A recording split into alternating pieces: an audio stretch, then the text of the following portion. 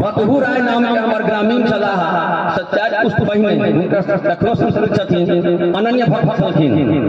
पैर में घुघरू लगा कर बाबा के पूजा करो तो कुछ नहीं चले।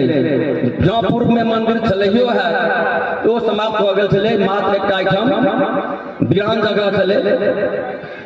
एक ग्रामीण रहथिन जिनका विवाह नहीं होत रहे, बहुत प्रयास कलखिन, लास्ट में उनका क्रोध है शॉर्टकट पे कह रहल छै, ग्रामीण के तो बुझले छै, वो खिसिया के अकेले शिवलिंग के उखाड़ के गोपाल राय कूप छै इनार में खा के हम खसा देलखिन, ककरो पता नहीं लगल।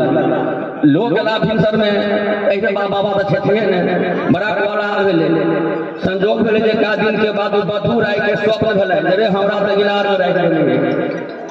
आनंद फानंद में ग्रामीण सब ओहि शिवलिंग के कहुना निकालला और आइन का प्रतिष्ठा केला। ताहि दिन से एहिठामक नाम